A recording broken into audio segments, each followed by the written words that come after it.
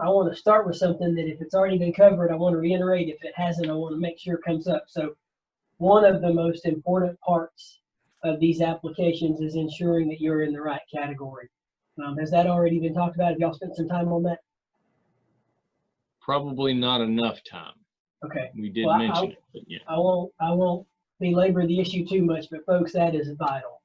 Vital, vital, vital. So if you have any questions, read the descriptions. If you don't know what I'm talking about, there's a pretty specific set of descriptions that are available on the national website. I think they're even available on our website. If they're not, we need to put them there. But those descriptions, they're updated every year just a little bit when questions come up. For example, I'm going to ask a trivia question. We'll use the chat session to see who can get this right. If I have, if my SAE is the pecan orchard, managing for those of you who say pecans, you're wrong. It's pecans. I'm kidding. Just a little humor in the proficiency session. If you manage pecan orchard, that's exclusively it. You raise and sell pecans. Somebody share in the chat which proficiency category I'm going to enter that in. Don't be scared. You also have a reference too.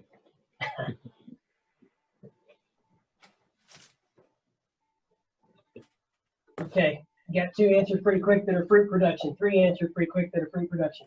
That's exactly right. It's not uncommon to see that put somewhere else. Pecans are not specialty crop. That may be an original thought, and for someone who hasn't spent some time reading through here, so I realize that some of these are very obvious. If I raise beef cattle, that is beef production. If I raise swine, that is swine production. Something that I learned, that we as a state learned the hard way a few years ago, several years ago. If I raise dairy cattle, and primarily it's the steers for beef production, that does not belong in dairy production. So there's, you're just thinking through what the student actually does. Make sure that you choose the right proficiency category and read these descriptions. And if all else fails, ask. If you're not sure, if you take a chance, once you turn the application in, if it's deemed out of category, you don't get to redo it. You're going to live with those consequences. So please ask if you're not exactly sure, and let somebody help you. Understand that there are some SAEs, a lot of SAEs, that will fall, that could fall into multiple categories, and that's okay, as long as you make sure that if this year I want to aim it this way, and the next year I want to aim it that way, make sure that you really aim at the right category. Also understand that some SAEs in their entirety will cover multiple categories. For example, if I raise my own grapes and take that all the way from the planting and the harvesting of the grapes all the way to the processing and production of wine or jelly or something else, that actually crosses over in the same SAE into multiple categories. If you put all of that in one application, it will not all be considered. The production of the grapes is fruit production. The rest of that would go in ag processing if you're processing into the wine or jellies or that kind of thing. So if it's a really wide, great SAE, that could all go on a degree application, that could all go on a STAR application. And a proficiency, sometimes you got to be specific based on what these categories are. So I wanted to make sure that we spell that out at the beginning. I would echo everything that you just heard. This first question, because it's the first one, is vital. And so I hope everybody was listening. Y'all gave some very specific information. This example here, I don't know exactly where it came from. I really don't want to offend anybody on this call, but this is a great example of how to fill that space and not answer the question. This is a nice story. It's good information. I read this and I still don't know what this student does. So if you're listening to this and looking at this and wondering what are we talking about, I think it's pretty clear. But if you're wondering what we talk about, read that and see if you can tell me exactly what the student does. Do they repair tractors? Do they work for John Deere? Do they get paid to work on the family farm? Is it all of the above? I can't tell by reading this. So I would encourage you, first thing, and depending on the SAE, be even more specific. I have an SAE in horse production. Do you get riding lessons? Do you train horses?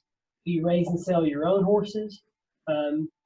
So be as specific as you can in this first question. It's the first impression you're going to make, the student's going to make on the judges. And so everything that Mr. Benson said about thinking about that human, man or woman or whatever age sitting there reading, that's all right. But regardless of whether they're fresh or not fresh when they read it, have your student get to the point and be real specific. So that's really good advice. I hope that you were listening to that, because this question right off the bat turns judges on or off of an application. Fair or not, that's the way it is. So, well, we kind of asked, we're thinking to make this helpful to you as you hear these helpful hints, that you're writing that into, you know, your page of notes or right onto a blank application, so that you can reflect back and just kind of read that, think it through when you help a student begin to write. All right, so let's look at the responsibilities real quick. Okay, the next prompt, briefly explain how your roles, responsibilities, and or management decisions related to this awarded area changed. And you can see this is kind of a twofold part. 3 points total, 1.5 points are given to a clear description of roles, responsibilities, and or management decisions. And then the second half is response demonstrates significant change or progression. And if you don't know yet, the big buzzword as far as proficiency application to me is growth. You are painting a picture to see how that student grew from year 1 of their SAE to year 4 or 5, possibly 5 or 6, just depending on if they had a middle school chapter. So really, you want to show growth in responsibilities. What were they doing when they started versus what are they doing now? And again, I can't say this enough, but you need to, one of the things that students don't think about is details, whether it's a tractor name, make and model, a fertilizer brand, exact measurements, numbers. Just make sure that you are using numbers in your roles and responsibilities, and talk about how they've changed, whether it's operating specific equipment. Maybe they just use the cutter to cut the hay, and then in year 2 and 3 they started raking and tedding the hay, or so forth and so on. So make sure to show that growth in responsibilities and how it's changed. Okay, and it needs to relate later on to the size, scope, and responsibilities. So let's look at another example from nationals on maybe the roles and responsibilities and management decisions.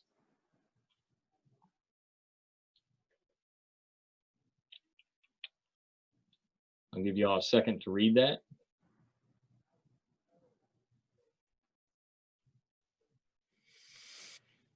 And I'll let Mr. Benson critique it. Well,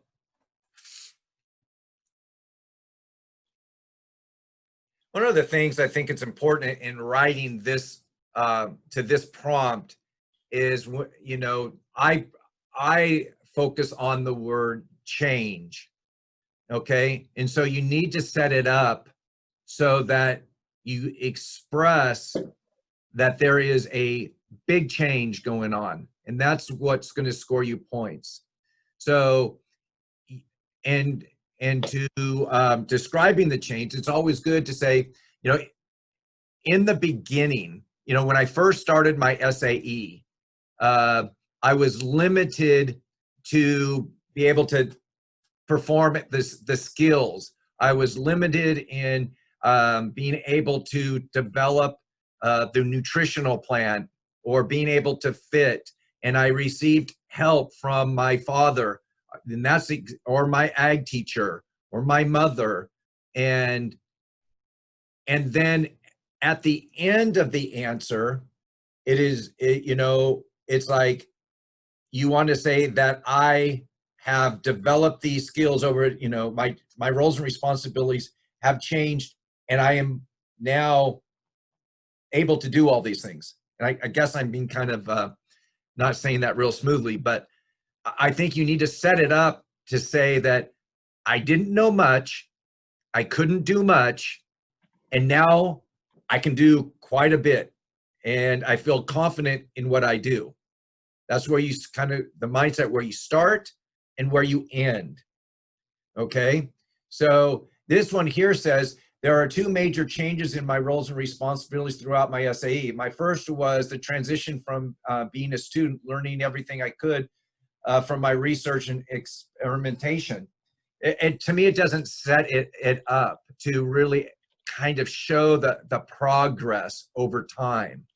And so that's what I think scores some points. Recognizing that you didn't have a lot of knowledge, didn't have a lot of skill level, needed some assistance, needed the help, and now at the end, you can do it. And so you can do it by school year, you can do it by year of the project, or you can do it in time periods somehow to define that.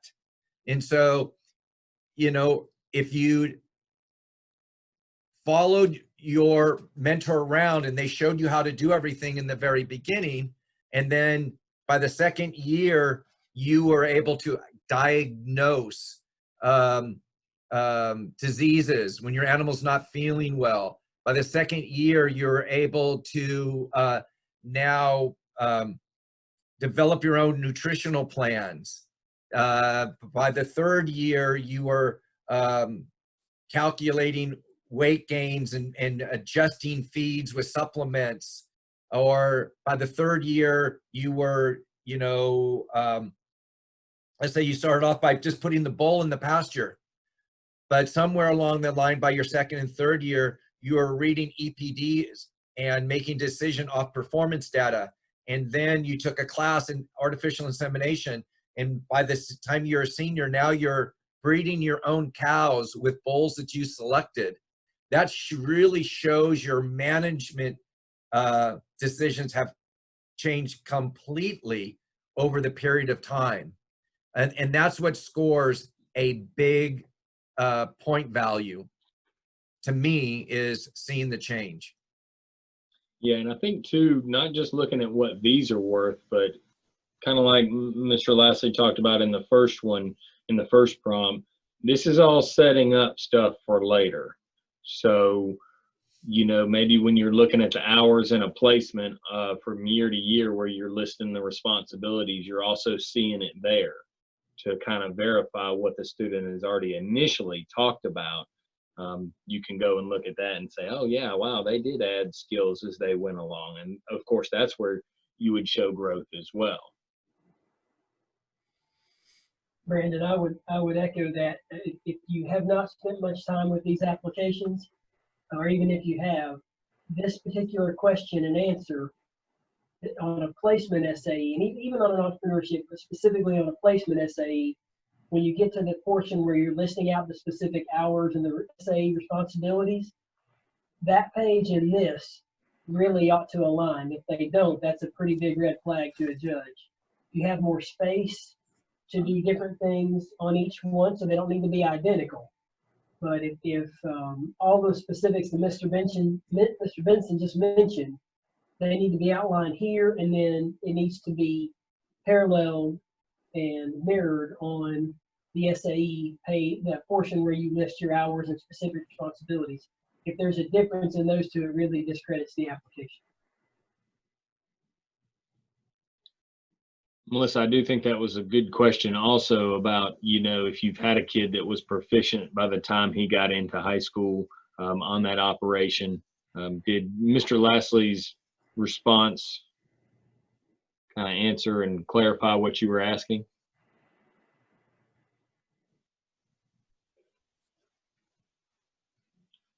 Okay. All right. Well, we'll move on to the next one, and then I'm going to fully turn it over to Mr. Lashley after we talk about challenges. So the next prompt is the challenges section. Briefly explain what the single greatest challenge that you have faced in this award area and how did you overcome that challenge? Again, 2 parts, 1.5 points to each. That they want a complete explanation, and then they want a complete involvement or how you address the challenge and kind of overcame that challenge. Okay, so what steps did you take in order to overcome that challenge? So again, we're seeing this same example from nationals. I know that Mr. Benson can add a few things to as far as challenges on what we don't like to see. Like typically time management is a pretty common challenge. Isn't that the one you were thinking of, or you mentioned the other day, Mr. Benson? Mm-hmm. We see a lot of people or a lot of students use time management as their single greatest challenge. And I'm not saying it's wrong, but when you read lots of applications, it kind of comes redundant.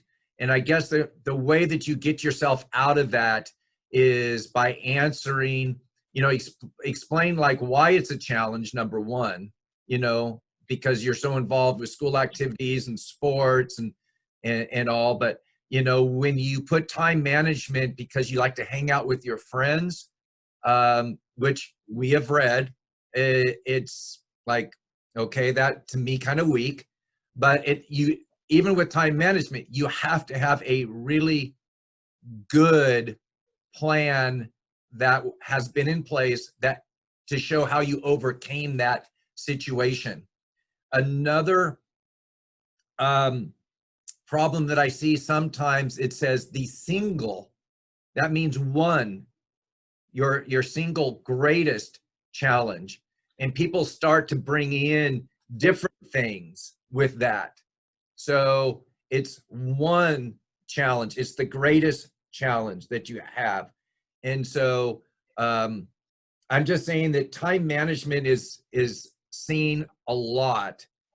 And when we see things that are more specific to the project, and there's a real way that this has been overcome and adds value and quality to the project, I kind of like that. It's actually becomes refreshing to read that as compared to time management.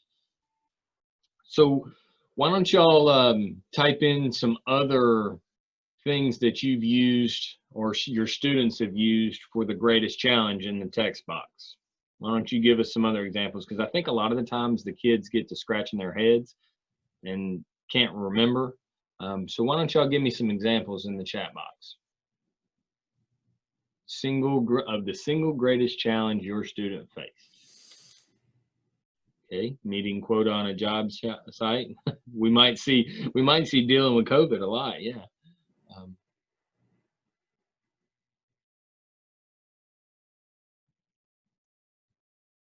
I've seen the not taking them seriously because of their age or respect. That's good.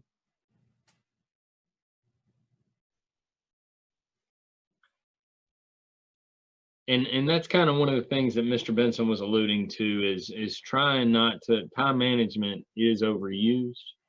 And a lot of the times, even with time management, it's like, well, they'll vaguely describe how they overcame it, but they won't tell you, I set my schedule, I, made some kind of agenda or calendar to prioritize my time. They won't mention the specific steps on how they overcame that challenge. Again, it's not wrong to use something like time management, but a lot of the times the kids lose points because they can't list the steps. It's just a vague, well, I overcame the challenge by devoting more time. They're just kind of going in circles and not giving me specific steps on how they address the change or the challenge, excuse me. And helping your students write this, you can set it up so that they can kind of brainstorm, and you can ask them, okay, so what's been the hardest thing about this project? The one thing you consider was the hardest thing, and have them discuss that with you. Okay. and then say, okay, write 3 or 4 bullet points on how you dealt with that issue, how you overcame that issue, just bullet points. And once you feel like you've got, wow, that is a tough challenge that you face, those bullet points, yeah, that creates some organization. Okay, now let's write this in paragraph form. Okay, so then it becomes very clear on how it's presented on paper and easy to read.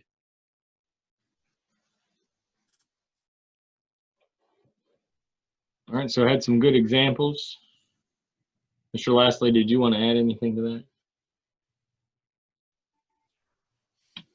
No, I think that's very clear. I'll answer any questions if there are any, but I think be specific and be original, authentic, and original there, and really piece together what that student actually deals with. Yeah, I would say you don't need a traumatic life event. You don't have to have the death of a family member or a disease.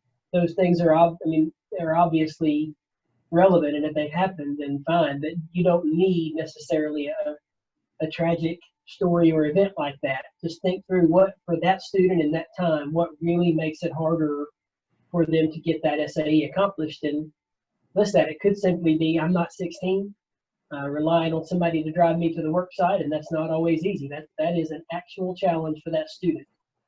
They may have all the skills necessary, but if getting to the hardware store on time for a boss who says you got to be here at 8, well, my mom's my ride, and she can't get me there till 8:15.